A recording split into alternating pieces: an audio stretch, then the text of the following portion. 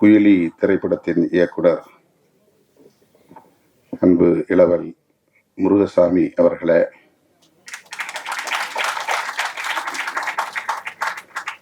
இத்திரைப்படத்தின் தயாரிப்பாளர்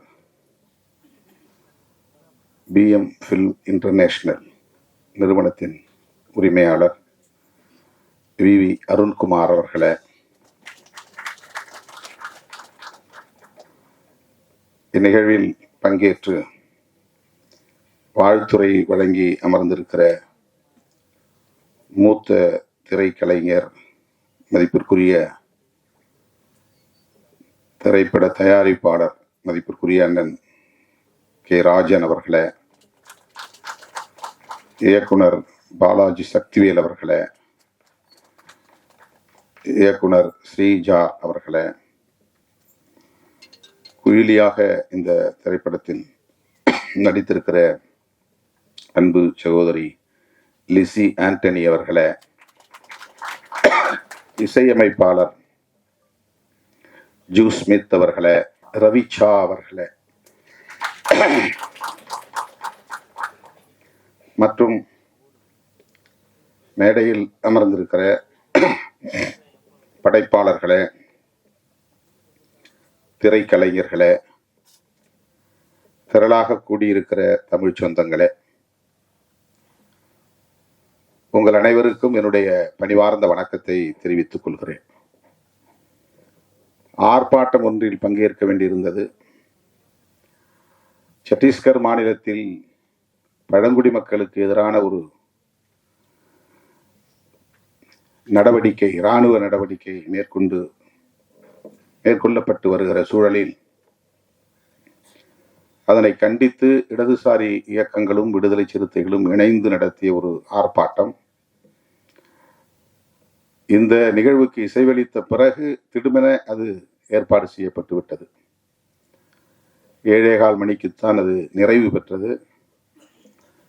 அங்கிருந்து இங்கே வந்து சேர சற்று காலத்தாழ்வு நேர்ந்து விட்டது. அதற்காக முதலில் என்னுடைய வருத்தத்தை தெரிவித்துக் கொள்கிறேன். குயிலி திரைப்படத்தின் முன்னோட்ட காட்சி எதையும் பார்க்க சந்தர்ப்பம் அமையவில்லை. நான் வருவதற்கு முன்னதாகவே பாடல் காட்சிகளும் ஒளிபரப்பப்பட்டு விட்டன. பாடலையாவது கேட்கிறேன் என்று கேட்டு ஒரு பாடலை தற்போது மேடையிலேயே கேட்டேன். கதை என்ன என்பதையும் வந்து அமர்ந்த பிறகு அண்ணன் ராஜன் அவர்களிடத்திலே கேட்டு தெரிந்து கொண்டேன். இந்த கால சூழலில் மிகுந்த சமூக பொறுப்புணர்வோடு மதுவுக்கு எதிராக ஒரு திரைப்படம் எடுக்கிற துணிச்சல் இயக்குனர் முருகசாமி அவர்களுக்கும் தயாரிப்பாளர் அருண்குமார் அவர்களுக்கும் வந்திருக்கிறது என்பதே பாராட்டுதலுக்குரியது. நான் நெஞ்சார பாராட்டுகிறேன், வாழ்த்துகிறேன். வணிக நோக்கில் திரைப்படங்களை தயாரிக்க வேண்டும், அதில் வெற்றி பெற வேண்டும், அதில் லாபம் பெற வேண்டும் என்று எண்ணாமல் சமூக பொறுப்புணர்வோடு மக்களுக்கு வழிகாட்ட வேண்டும், இந்த கொடிய துன்பத்திலிருந்து மக்கள் விடுதலை பெற வேண்டும் என்கிற வேட்கையோடு இந்த இளைஞர்களுக்கு, இளம் தலைமுறையினருக்கு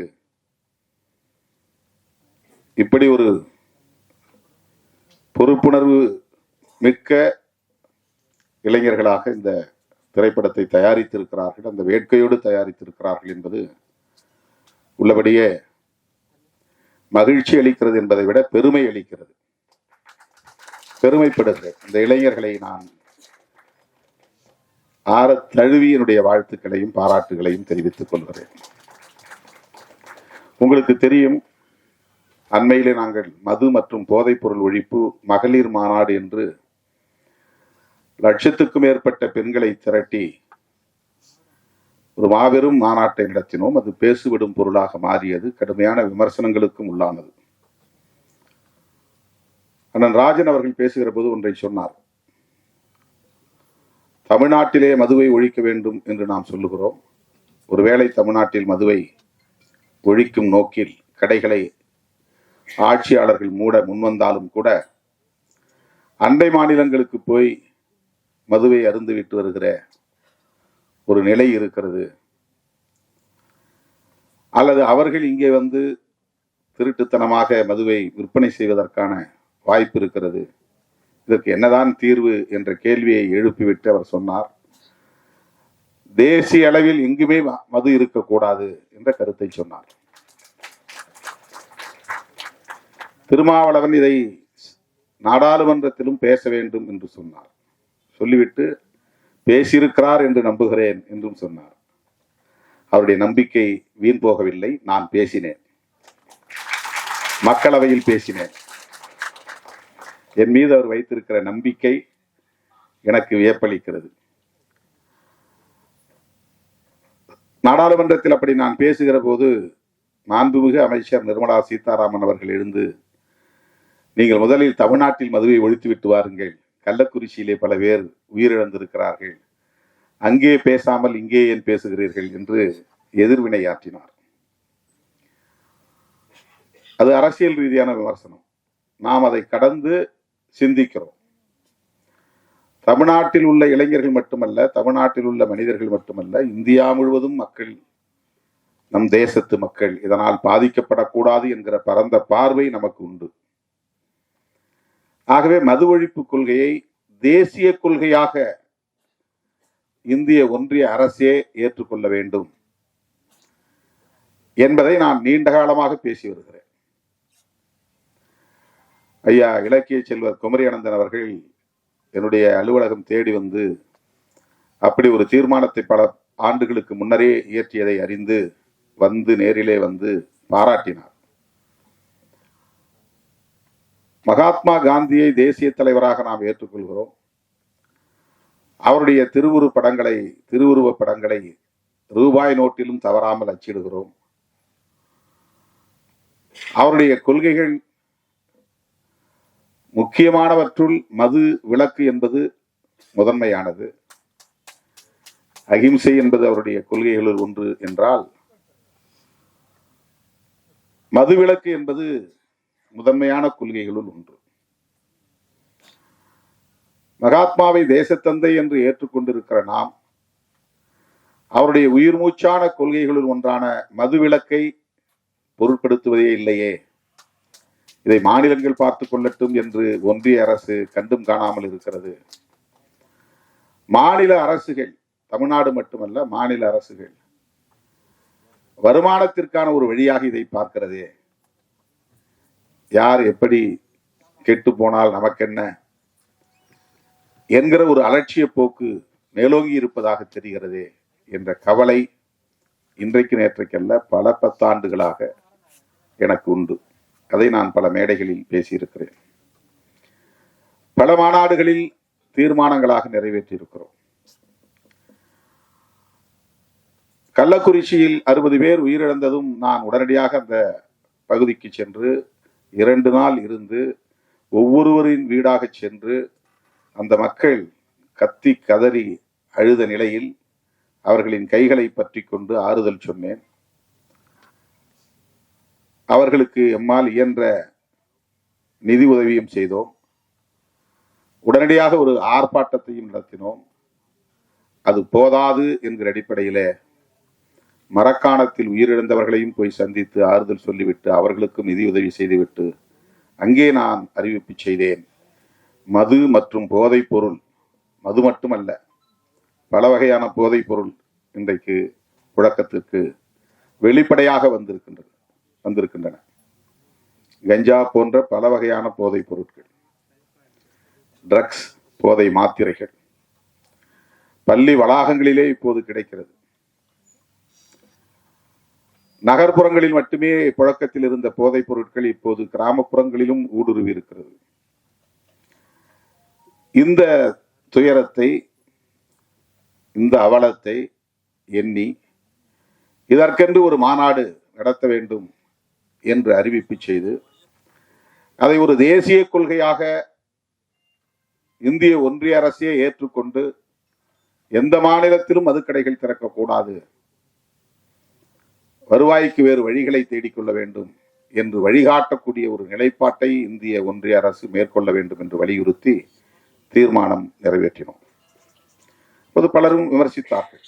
தமிழ்நாட்டிலே கடையை வைத்திருக்கிற, திறந்து வைத்திருக்கிற ஆட்சியாளர்களை மேடையில் அமர வைத்துக் கொண்டு நீங்கள் தேசிய அளவிலே மதுவிலக்கு கொள்கையை பேசுவது எந்த வகையிலே நியாயம் என்று அரசியல் ரீதியான விமர்சனங்களை பேசினார்கள்.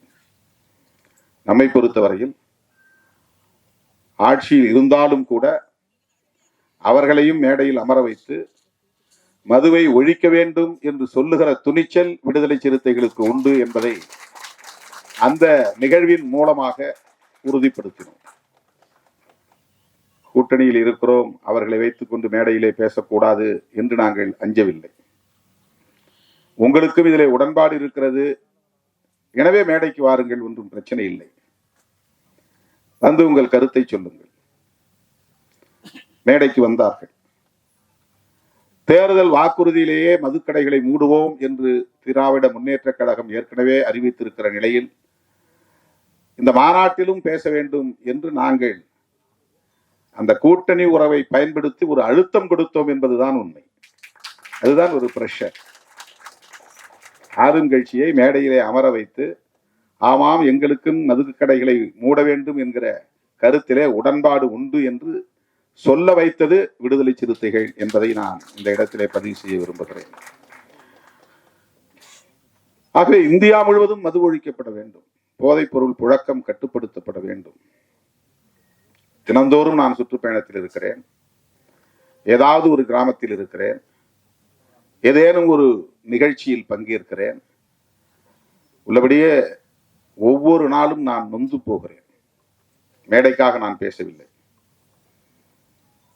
இளம் வயதிலேயே பல இளைஞர்கள், ஒரு குறிப்பிட்ட சமூகத்தை சார்ந்தவர்கள் என்று இல்லை, அனைத்து சமூகங்களை சார்ந்தவர்களும் இந்த கொடிய குடிப்பழக்கத்திற்கு ஆளாகி இளம் வயதிலேயே வாழ்வை பாழாக்கி கொள்ளுகிறார்கள்.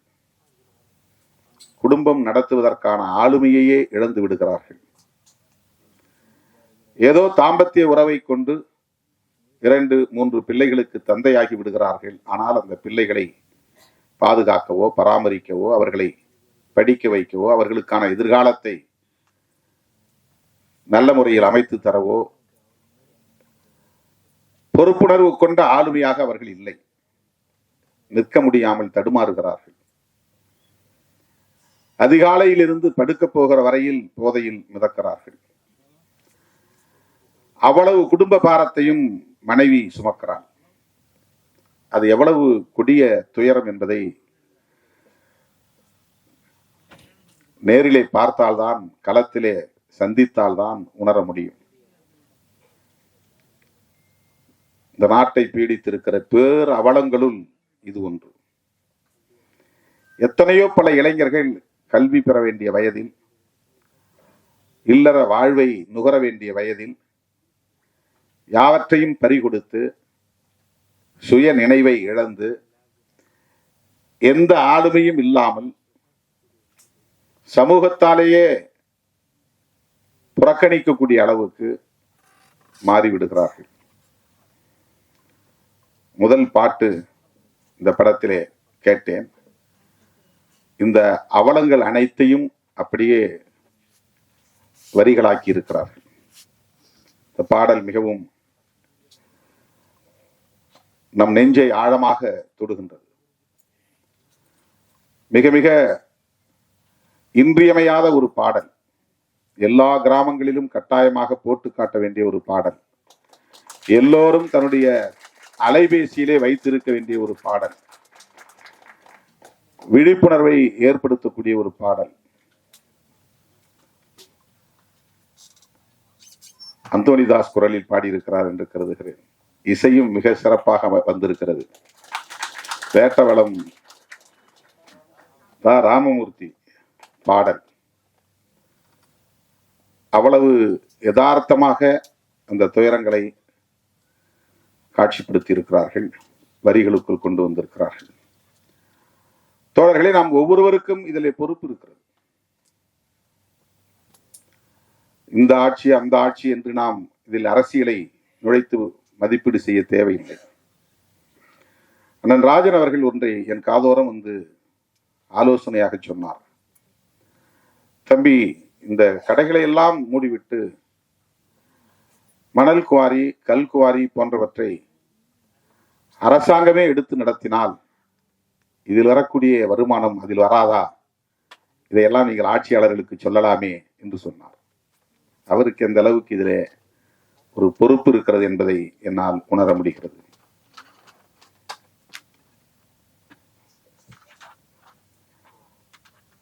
தமிழக முதலமைச்சரிடத்திலே தனிப்பட்ட முறையிலே இதை பற்றி பேசுகிற போதும் கூட அவருக்கும் அந்த கவலை இருக்கிறது.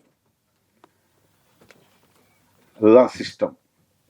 ஒரு சமூக கட்டமைப்புக்குள்ளே அரசு சார்ந்த கட்டமைப்புகள் சில நேரங்களில் நம்முடைய விருப்பங்களை மீறி இயங்கக்கூடியவையாக அமைந்து விடுகின்றன.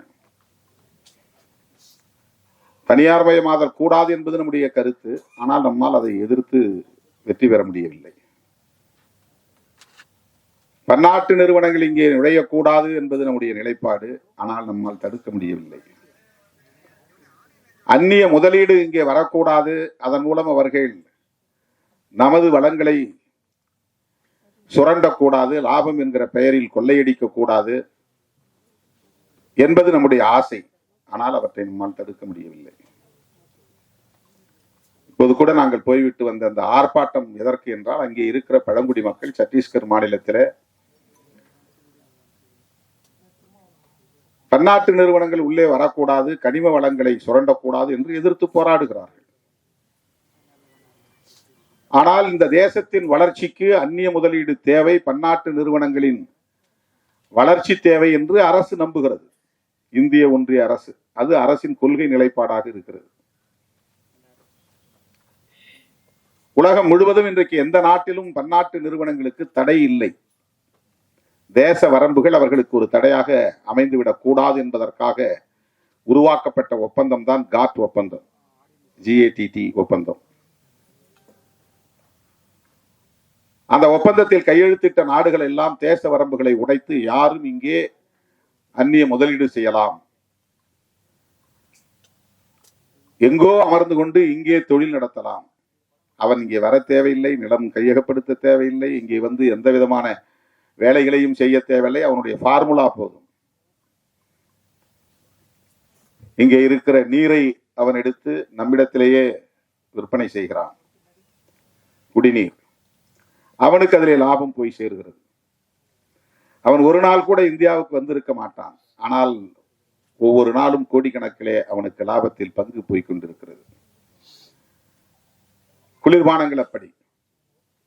எல்லா விதமான தொழில்களும் அவன் நாட்டில் செய்தால் அந்த கழிவை அவன் மண்ணில் போய் சேர்க்க வேண்டும். அதனால் மண் நஞ்சாகும், குடிநீர் நஞ்சாகும், காற்று நஞ்சாகும் என்று அஞ்சுகிறான்.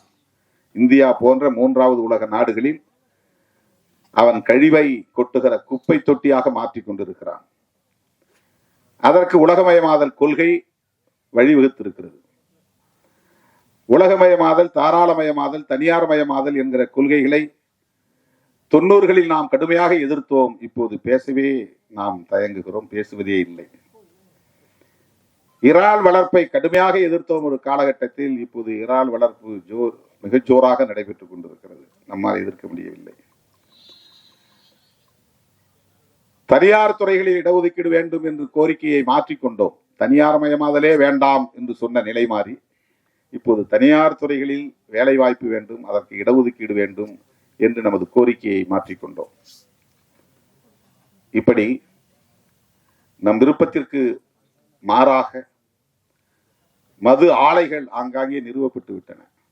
மது உற்பத்தி ஆலைகள், அது கோடிக்கணக்கிலே முதலீடு செய்யப்பட்டவை. அதில் பல்லாயிரக்கணக்கானவர்கள் வேலை செய்கிறார்கள்.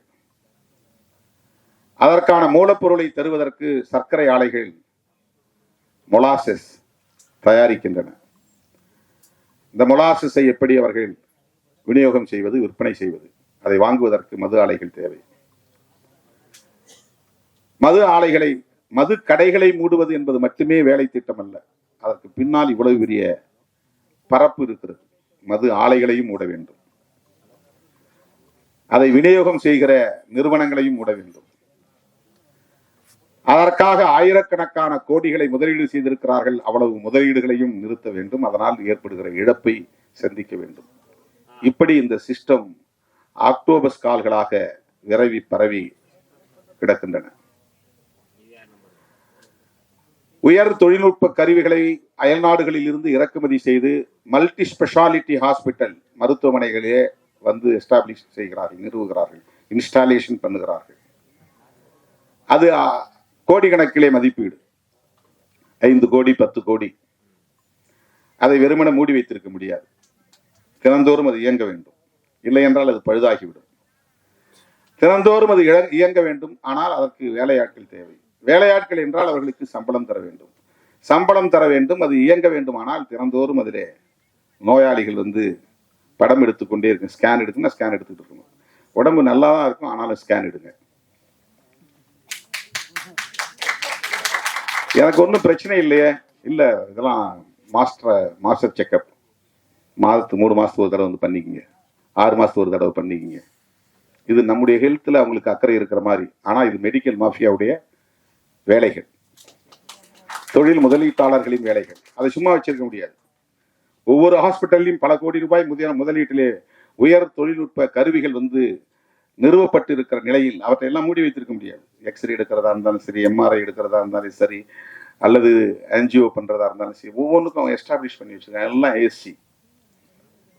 அதெல்லாம் வந்து அவன் பராமரி, டெய்லி மெயின்டெனன்ஸ் இருக்கணும். சும்மா போட்டு மூடி வச்சிருக்க முடியாது. அந்த மாதிரி தான் இந்தியா முழுக்க மது ஆலைகள் பல ஆயிரம் கோடி முதலீட்டில் நிறுவப்பட்டு இருக்கிறது. அவ்வளவு எளிதா அதை மூட முடியாது என்பது இங்க இருக்கிற சிஸ்டம், இங்க இருக்கிற ஸ்ட்ரக்சர். இப்ப நம்முடைய போராட்டம் என்பது தூத்துக்குடியிலே துப்பாக்கிச்சூடு வரையில் போய் 12 பேர் படுகொலை செய்யப்பட்ட பிறகுதான் ஸ்டெர்லைட் ஆலையை மூட வேண்டும் என்கிற நிலை உருவாகிறது. சாதாரணமான கோரிக்கைகளால் அந்த ஆலையை மூட முடியவில்லை. அறவழி போராட்டங்களால் அந்த ஆலையை மூட முடியவில்லை. கேரளாவிலே வேண்டாம் என்று சொன்ன அணு ஆலை கூடங்குளத்திலே வந்து நிறுவப்படுகிறது. தமிழ்நாட்டுக்குள்ளே நிறுவப்படுகிறது. நிறுவப்பட்ட நாளில் இருந்து, அதற்கான ஆணை பிறப்பிக்கப்பட்ட நாளில் இருந்து அந்த பகுதியில் மக்கள் போராடி கொண்டே இருக்கிறார்கள், எதிர்ப்பு தெரிவித்துக் கொண்டே இருக்கிறார்கள், துண்டறிக்கை கொடுத்துக் கொண்டே இருக்கிறார்கள், உண்ணாவிரத போராட்டம் நாள்தோறும் நடத்துகிறார்கள். 1.5 ஆண்டுகள் நடந்தன. ஒரு அங்குலம் கூட அதிலே நம்மால் முன்னேற முடியவில்லை. திட்டமிட்டவாறு கூடங்குளம் அணு உலை நிறுவப்பட்டது, அது இயங்குகிறது. அங்கே அணு கழிவுகள் வெளியேற்றப்பட்டுக் கொண்டே இருக்கின்றன. தோழர்களே, அப்படித்தான் இந்த மது ஒழிப்பும் கூட. விழிப்புணர்வு தேவை. பரந்துபட்ட அளவில் மக்களிடையே விழிப்புணர்வு தேவை. ஒரு இயக்கம் போதாது, ஒரு கட்சி போதாது, ஒரு தலைவர் போதாது. அரசை நிறுவுகிற ஆற்றல் பெற்ற மக்கள், ஒரு அரசை தூக்கி எறிகிற ஆற்றல் பெற்ற மக்கள், விழிப்புணர்வு பெற்ற அரசியல் சக்தியாக மாறுகிற போது, தொடர்ந்து போராடுகிற துணிச்சலை பெறுகிற போது, சமரசமின்றி போராடுகிற ஆற்றலை பெறுகிற போது எல்லாவற்றையும் தலைகீழாக புரட்டி போட முடியும்.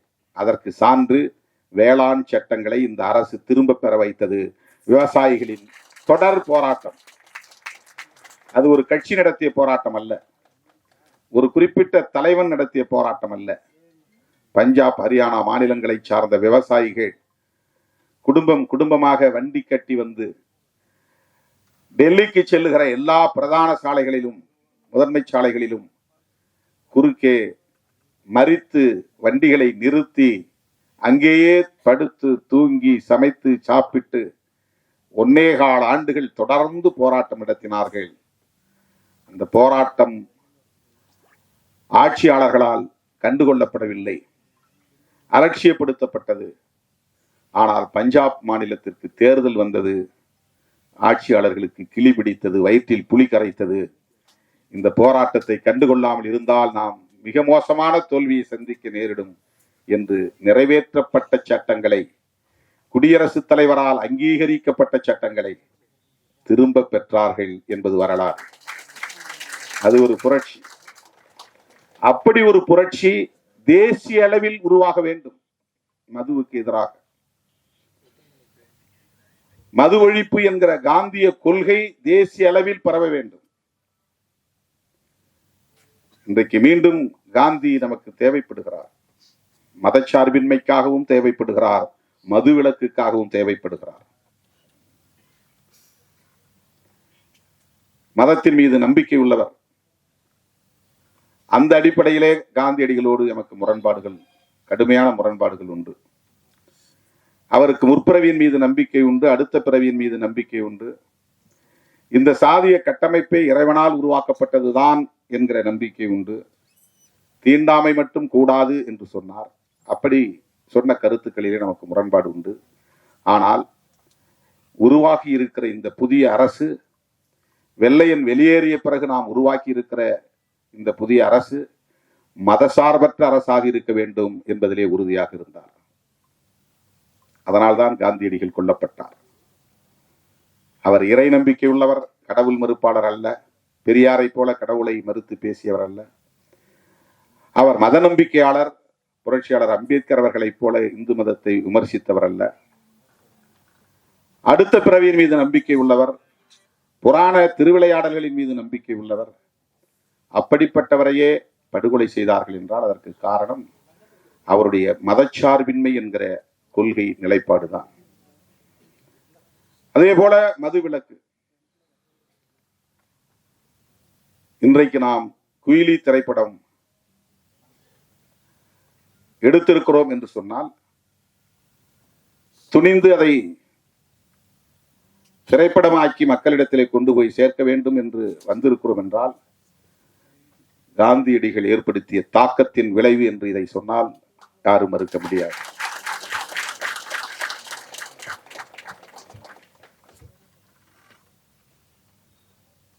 களத்திலே நாம் சந்திக்கிற அவலங்கள் நம்மை சிந்திக்க வைக்கிறது என்பதுதான். ஒவ்வொரு ஊரிலும் பிரச்சனைகளுக்கு காரணம், ஒவ்வொரு ஊரிலும் குறைந்தது 10 அல்லது 20 பேர் போதையில் இருக்கிறார்கள். சாதியின் பெயராலோ மதத்தின் பெயராலோ கலவரங்கள் மூடுவதற்கும் பெரிய வன்கொடுமைகள் வெடிப்பதற்கும் குடிப்பழக்கத்திற்கு, குடி போதைக்கு ஆளாகக்கூடியவர்களும் ஒரு காரணமாக இருக்கிறார்கள் என்பதை நம்மால் பார்க்க முடிகிறது. 1,00,000 பேர் அமர்ந்திருக்கிற ஒரு அவையில் 100 பேர் குடிபோதையில் வந்து குழப்பத்தை ஏற்படுத்தி விடுகிறார்கள். அந்த கட்டுப்பாட்டை சீர்குலைத்து விடுகிறார்கள். இது நாட்டுக்கு கேடு. படத்தின் முதல் பாடலே அதுதான், நாட்டுக்கு கேடு, வீட்டுக்கு கேடு, அதை விட்டு தொலைப்போம் என்கிற அந்த கருத்து. தோழர்களே, இதனால் என்ன நாம் சாதிக்கப் போகிறோம் என்று கருதாமல், இது என்ன பெரிய விளைவை ஏற்படுத்தி விட போகிறது என்று கருதாமல், இந்த விழிப்புணர்வை இன்னும் விரிவாக்கி கொண்டே போக வேண்டும். சில இளைஞர்களையாவது நாம் அந்த கொடுமைக்கு ஆளாகாமல் தடுக்க முடியும், அந்த துயரத்திற்கு ஆளாகாமல் தடுக்க முடியும். இளம் தலைமுறையினரை பாதுகாக்க முடியும்.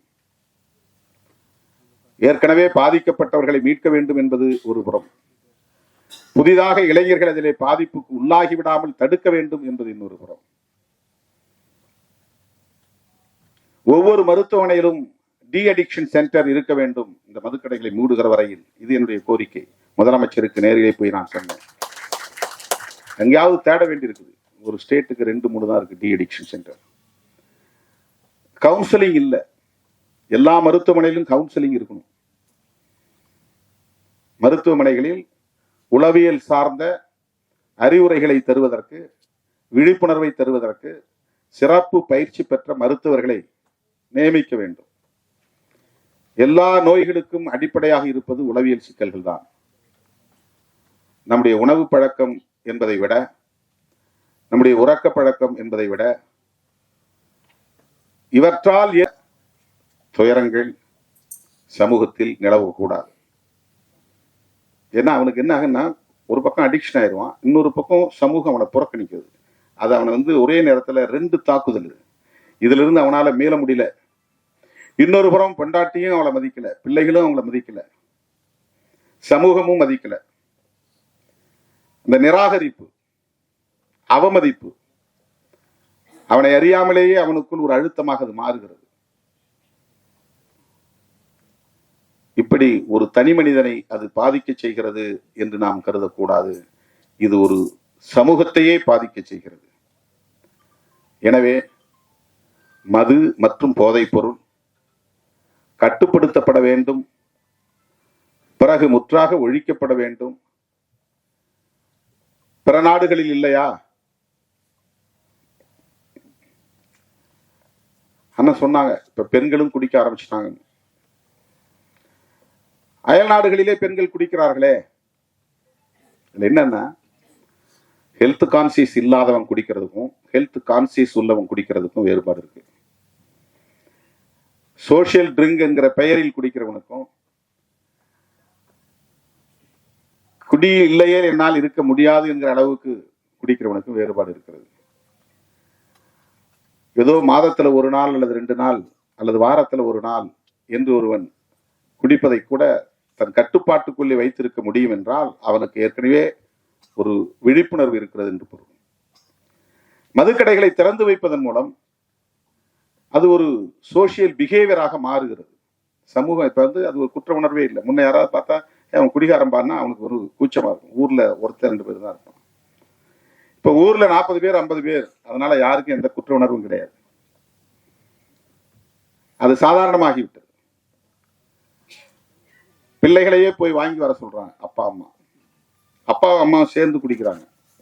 அதை நியாயப்படுத்தப்படுகிறது. அவங்க செய்யற வேலைப்பா, உடம்பு வலி, அதனால குடிச்சிட்டு படுக்கிறான். இதை சில பேர் நியாயப்படுத்துகிறார்கள். உள்ளபடி இது பெரிய அவலம், சகித்துக் கொள்ள முடியாத பேரவலம், ஒரு சமூகத்தையே முடமாக்குகிற ஒரு பேரவலம், ஒரு தேசத்தையே வீழ்த்துகிற பேரவலம்.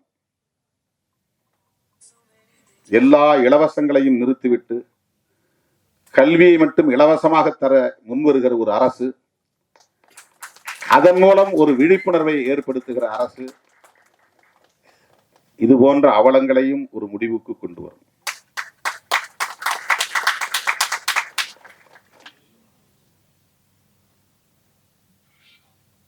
அரசுக்கு வருமானம் திரட்ட என்ன வழியையும், இதை தவிர்த்து வேற என்ன வழியையும் அவர்கள் முடிவெடுக்கலாம், தீர்மானிக்கலாம்.